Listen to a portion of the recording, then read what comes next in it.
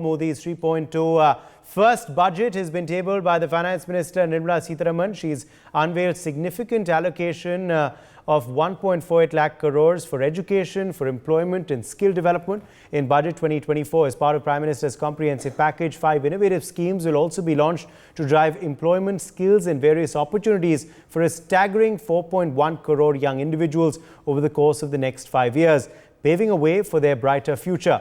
Well, those 5 schemes are as follows. Scheme number 1, which pertains to allocating 1 month's wages for freshers to as many as 210 lakh individuals. Scheme 2, which grants job creation in manufacturing, which has been extended to 30 lakh youth individuals. Scheme number 3, support to employers, which is expected to incentivize additional employment of 50 lakh persons. Scheme number 4 focuses on enhancing skills and employability, which will be centrally sponsored as well.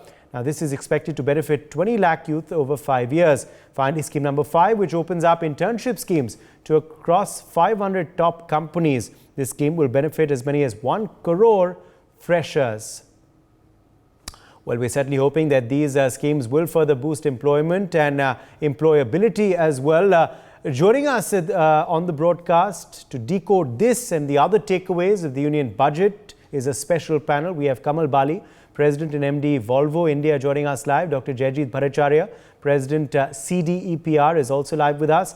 G. Hari Babu, National President Naredco, is joining us as well. Ashok Sehgal, Co-Chairman CII MSME Council and MD Frontier Technologies Private Limited, is also with us. Welcome all of you and thank you so much for being with us today. Ashok Sehgal, let me begin with you first. Now, for you, what were the main takeaways of the Budget 2024? And if we talk specifically about employability and employment, do you believe there were enough incentives in this budget which will boost these areas? Thank you very much, Uday. I think the point on employment is very important. It shows a new direction which the government has never really actively pursued before. And I'm sure it will help MSMEs a lot. Having said that, I also feel that it is more of a longer-term benefit which will come to both MSMEs in the country. It will take time for the skill enhancement and the skill development of the people whose new freshers whose wages are being supported by the government. So it is not something that will happen in a very short term, but definitely it shows a long-term vision and it shows a desire to support MSMEs, particularly when there is a lot of talk on unemployment in the country. Any MSME owner will tell you that it is very difficult to find people and there is a shortage of employable people. Large industry also has expressed similar things, but it is the MSME which finds it very difficult to get and attract the right kind of talent. So given that, I agree that this is one of the very significant points that has been mentioned. But in general for MSMEs, the biggest problem always is finance.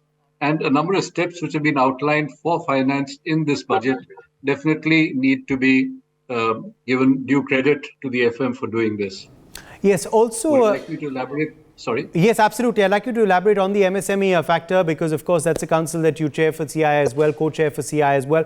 And as far as the MSME sector is concerned, do you believe they'll be quite pleased with this budget? Also for startups, the angel tax abolition, do you believe that's a big boost for entrepreneurs as well? MSMEs have 2 major problems. One is the access to timely finance, and the second is the quantum of finance. And I think both of these have been largely addressed in this. And the few aberrations that take place, particularly noteworthy from my perspective, is that when MSMEs get into the SMA special mention category for financing from the banks, it severely constrains their ability to access finance going forward.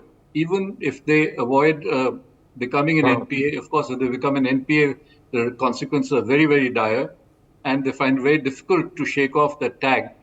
But this announcement by the finance minister that some kind of a bridging finance arrangement would be provided, and I have not understood the details, not read the details of how exactly she intends to do it, but I think it will be somewhere along the lines of the additional credit given during COVID times so that the hard times could be bridged over.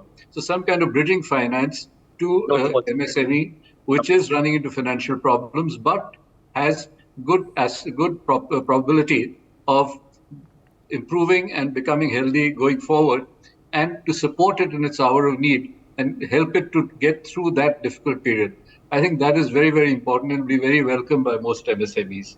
Yes. So that's a major pitfall which will be avoided. And of course, additional funding or additional limits given to CGT MSME to fund up to 100 crores, and also the TREDS platform enlargement or the threshold from 500 crores being lowered down to 250 crores would again help the buyers from MSMEs to be able to pay their bills to MSMEs in time and help their cash flows tremendously. All right, let me quickly get in Kamal Bali as well for his perspective. Kamal Bali, in your opinion, how much will this Union Budget 2024 boost employment opportunities for our youth? Do you believe enough jobs will be created as a result of the announcements made today by the FM? Yeah. Thank you for having me on this channel.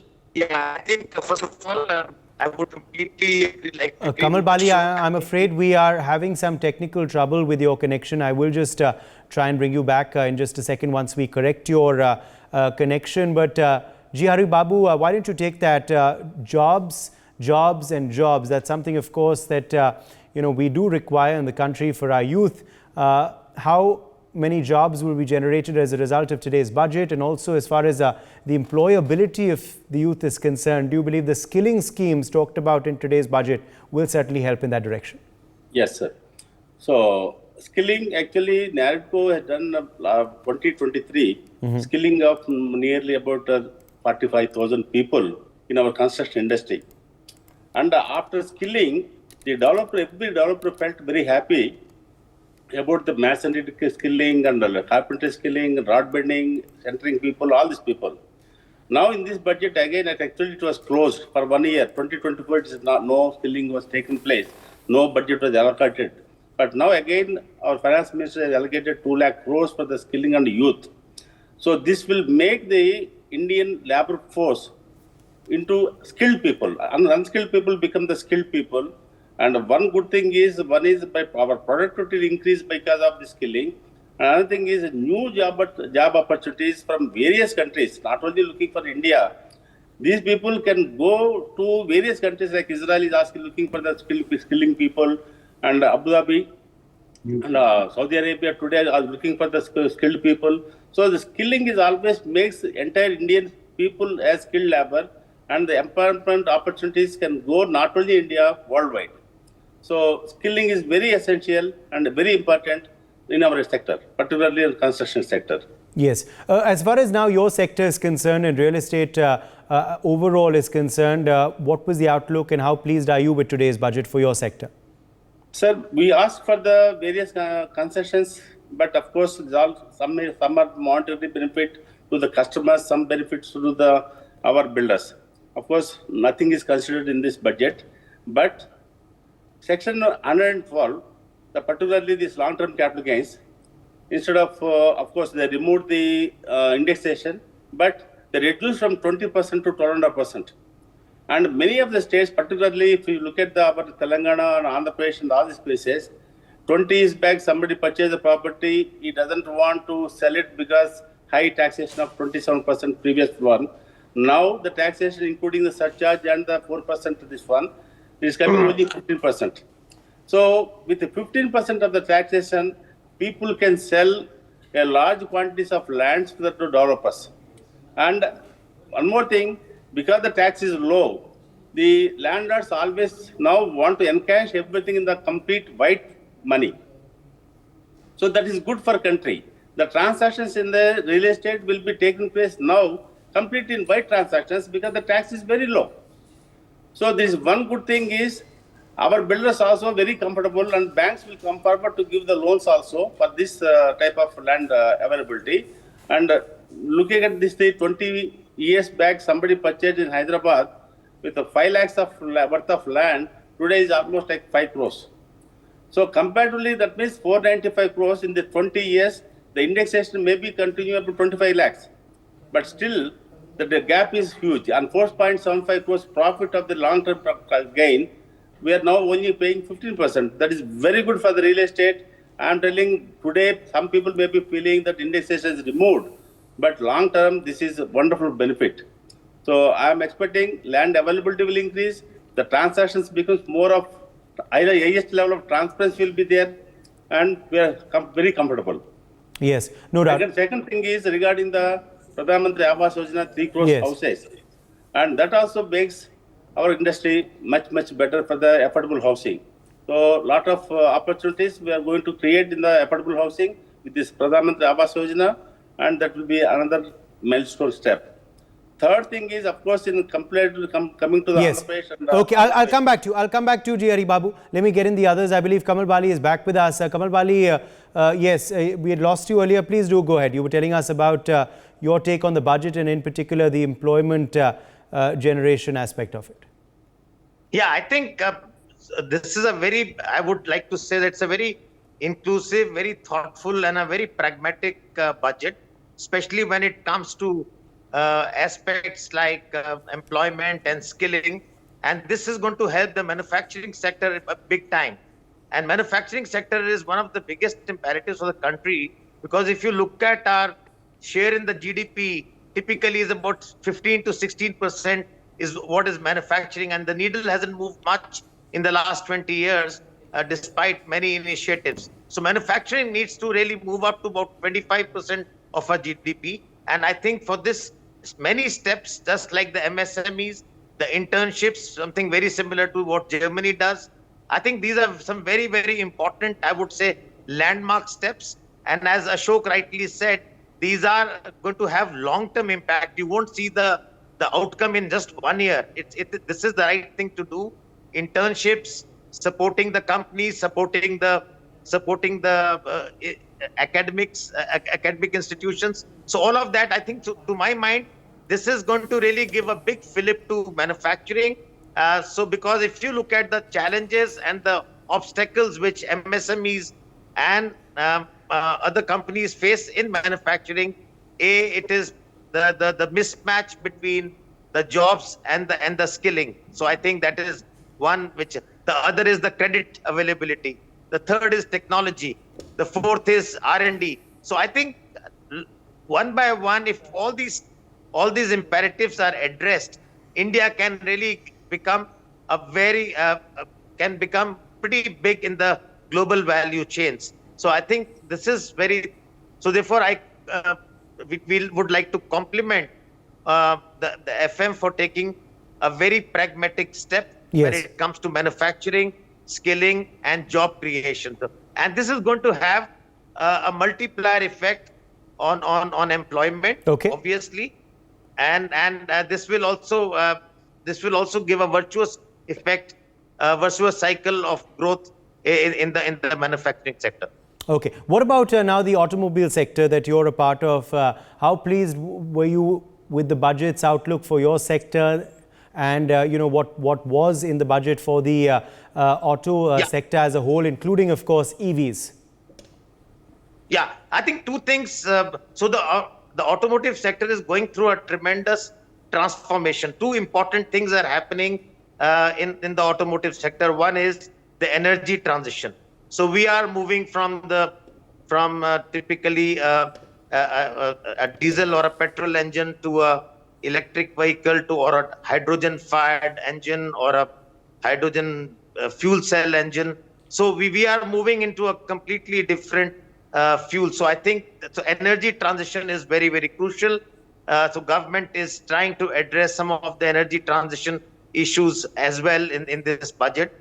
The second very important thing is the investments which the government is making in capex in the infrastructure area. So roads, highways, ports. So this will make logistics cost much lower, and this helps better connectivity, all of this, and that helps the automotive sector indirectly. So I think the steps on infrastructure improvement, the steps on energy transition, which the government has committed to, will help the automotive sector big time. And that is what the automotive sector needs. And this will also bring the logistics cost from 14% currently to about 8 to 9% target, which the country has. And that will give us a big leg up in our manufacturing supply chain in a big way. So we are very happy that the automotive industry together with the overall manufacturing industry, is set to gain a lot from some of the steps in the budget proposals today.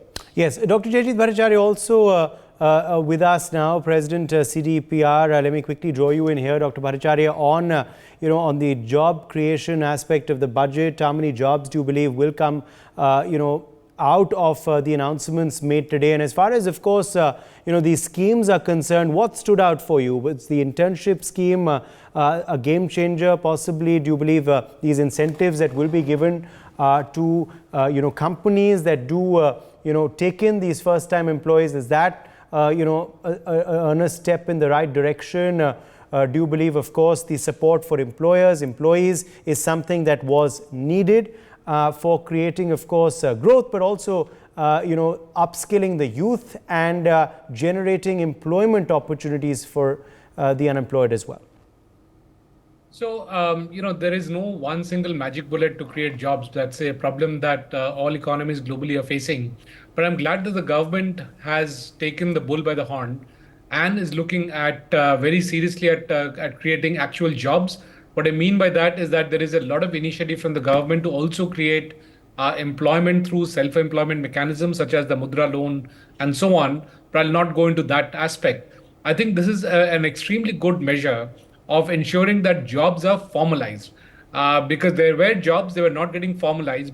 By putting in these incentives, it's forcing or pushing the employers to bring their employees onto the government platforms, so that one, they get the insurance that is due because of these platforms, and second, the government has track of who are the people who are getting employed, and it also gives an incentive to the employer to start getting in these interns and then train them. And hopefully over a period of time, just like the scheme of Agniveer in army, there will be a set of people who will get well trained, and therefore they will start proactively contributing to the sector. Now, there is a difference between what was happening earlier. Earlier, it was a issue of training and then trying to place them. And many times there was a misfit between what was being trained and what was the opportunity in the market. This scheme that the government has come out with ensures that there is first placement and then training. And the training cost is what is being borne by the government partially. And that, I think, is a game changer. It's a massive game changer, because now there is a fitment of the skill that is being provided. And if the person is not capable of getting that skill, then that's a filtering that happens very, very quickly. And one can bring in new interns who can then contribute productively. So it's a game changer in multiple dimensions. But having said that, I'll repeat that there is no one single magic bullet. Unfortunately, that's the case globally, not just in India. And with AI coming in, as we have said multiple times on multiple platforms, it will lead to a more challenging situation in terms of jobs, because more jobs will get destroyed than they will be created by AI in the short term. Well, long term is anyone's guess. So it's been overall, very, very concrete steps being taken in terms of job creation. And also, I would say that has been allowed because of the luxury of fiscal headspace that the government is enjoying, thanks to all the steps that they have taken the last few years since COVID, where India has come out, practically unscratched compared to many other economies. And economies like Sri Lanka, Pakistan, Bangladesh have gone under almost. While India is now a significant growth engine. So that fiscal headspace is allowing the government to invest into schemes such as the one that we just spoke about internships and jobs getting created. Right. Also, overall, what stood out for you, Dr. Bhattacharya, in the budget? What was, the big takeaway for you, the big game changer for you that stood out?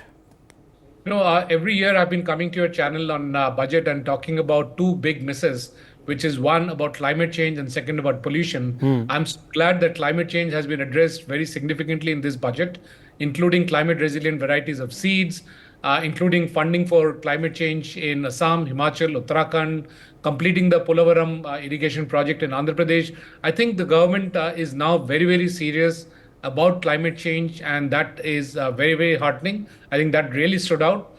But in terms of what was a miss, and it also stood out, is that still there is no push for air pollution, to be more specific. and all other kinds of pollution. I'm really surprised that we had an election and nobody raised the issue of pollution. We have a budget now and nobody's raising the issue of pollution. So that was a big miss. Also, I did not hear much about new hospitals or healthcare bed getting created. But then again, the government already has one of the largest health insurance program in the world, which is Ayushman Bharat, and that's taking care possibly of all the healthcare that is needed, and therefore possibly the private sector needs to step in and leverage Ayushman Bharat to provide the healthcare for people. So overall, I think it's been a very a budget of its time. So it is not looking backward, it's looking forward. It talks about technology. It talks about how to get those technologies in. It talks about technology in farming, in every other sector, and while taking care and strengthening of the safety net for those who are vulnerable in the society. So I think it's been very well balanced budget while being futuristic. Okay. Let me quickly get back in, Ashok Sehgal, on manufacturing. Now, as far as manufacturing is concerned, what are you pleased with in the budget, and what further is needed from the government as we strive to become a manufacturing hub for the world, as we strive, of course, to further this particular sector as part of our Atmanirbhar program as well, Ashok Sehgal? I think it is briefly touched on, but there's a tremendous potential in this. When the FM mentioned the setting up of export hubs, now these export hubs will act as channels by which MSMEs in India, who are now reaching a world class in terms of quality and reliability of supplies, which, let us face facts, was not so 10 years, 15 years ago, when quality from India and reliability of Indian supplies are suspect. I think we have established our credentials primarily by being part of the supply chain to globally recognized Indian and international companies operating in India. And by that, we have earned the credibility to now look at this Atmanirbhar. And my outlook on Atmanirbhar has always been that Atmanirbhar is the first step in establishing your credentials. The second logical step is that if you are good enough to substitute for foreign sourced components within India, then the components which you're producing are truly world class and have the potential to be exported out. Now, the question comes that for MSMEs, the overheads of doing overseas sales are too high. The value of the transaction is too small.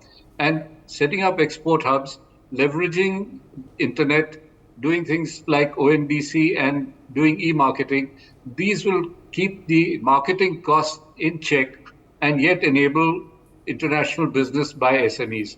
So I think having achieved a certain level of quality and capability, and as I mentioned, reliability, in terms being able to deliver the promised product of the promised quality in the promised time, which is very important for the buyer at the other end, then this will now open up a channel with the help of the export hubs, and I hope it will snowball over the years to make the good Indian SMEs global, part of the global supply chains, and taking inspiration from that, many others will find it useful to start looking at export markets, because the Indian market is so large that quite often the appetite of the SME is well met by the domestic market and he doesn't look internationally.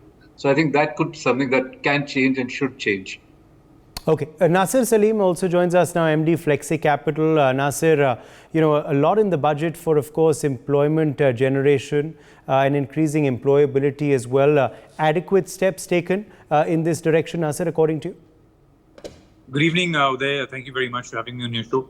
So, Uday, as far as employment generation is concerned, we've seen multiple budgets in the past. The issue in hand has still not been addressed, in my opinion. They could have, look, they're making the right noises in terms of, that much incentive required for PLI. They've talked about certain boost to the MSME sector. But here is the challenge, what we feel. And this is again from a point of not criticizing it, but an opportunity. MSMEs today, for example, in India, we have over 96 lakh MSMEs, for example, which are providing so-called employment generation, out of which only 14% are roughly registered. So the challenge right now is that you need to ensure that all the MSMEs are at least, you get them in the fulcrum, you get them in that entire basket where the last connectivity, last mile connectivity in terms of reaching benefits to them should ensure that they get the required help to ensure that they are able to generate and create that multiplier impact on jobs. The other quick point, I think one of the other panelists mentioned on your show was this entire PLI and this Make in India thing. Sounds great on paper.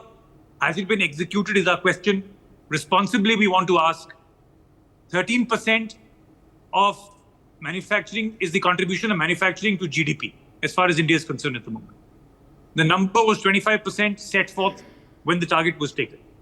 Are we actually at 25%? There is a big, big deficit there. So, I think, but on the other side, Uday, jobs apart, on the other side, what I feel has been, at least from a roadmap perspective, a fiscal roadmap consolidation that they've given out, seems to be very encouraging, no doubt. I think, the fact that they've been able to contain the estimate of 5.1 to 4.9% of fiscal period, it's also going to ensure that we have better ratings globally, which may attract FDI and FI participation as well. I think the other quick one is individual tax, which has been been removed. Yes, that's a welcome step. The other quick one that I would want to lay some stress on is on this entire rationalization of taxation. I think this was the need of the hour, and that is a welcome step. However, we feel that certain in the process of rationalization of those taxations, including capital gains, some sectors, for example, the realty, again a major contributor to our jobs. Today indexation has gone off completely. So look, there are, and I must tell you, the ones who will actually disbenefit from this reality impact is people who bought or who own properties prior to 2001, because they will not get benefit of indexation. And our thought process is that today in India, on the total population, only 2.2% pay their taxes. So, why have punitive action on them? I mean, I feel that while at one end you've rationalized it. Do you believe the middle class will be happy with today's budget, with the standard deduction change, and also, of course, a tinkering in the overall tax slabs, or was more needed? No, I think as far as the standard deduction, good point there, I was missing that point. On standard deduction, a welcome step. But, frankly, from 50 to 75,000, it could have been increased to about 100,000. One is that. But look, it's not a bad step. It's a step in the right direction in terms of at least boosting some disposable income within the taxpayer's net. The other quick one that they've introduced is long-term capital gain exemption of up to 125,000. Earlier, it was 100,000 rupees. So that, again, seems to be benefiting because there's a lot of participation coming in equity. But my question, or on listed financial assets, but my question, Uday, through your channel and through you and to everyone on my panel is, what are we doing enough? And that's a question that you, me, and everybody needs to ask in this country. What are we doing to ensure that how do we get more number of people paying taxes? Do we get systems in place? Now, I'll tell you something. Being in the financial industry that I represent, there are many investors who put in money in stocks, in mutual funds, in equity listed scripts, and don't end up paying taxes. They don't pay their taxes. So the point is, do we have systems in place to ensure that they come forward, they create a system where they generate to ensure that people end up coming and pay taxes, right? And I think that number, it's a giant number over there. I can tell you this. 150 crores, 2.2%. So more people need to be brought under the tax nets is what you're clearly saying. Jayant Krishna also with us live, senior fellow, CSIS India chair. In fact, Jayant, welcome to the show. Your overall take on the budget 2024, is enough been done to create employment and employability? What was your overall sense of the budget and the announcements made? So, I mean, I would feel if there is one factor which is extremely, which comes across as a central point in the budget is a job creation and the incentives for job creation and skilling. That's very, very important. They've talked about reaching out to almost 2.1 crore people, youths, and the total spend level directly is almost 1.48 lakh crore on skills, employment creation incentives, and part of education, not the entire education spend. And if you include a few other things, it comes close to 2 lakh crore kind of a thing.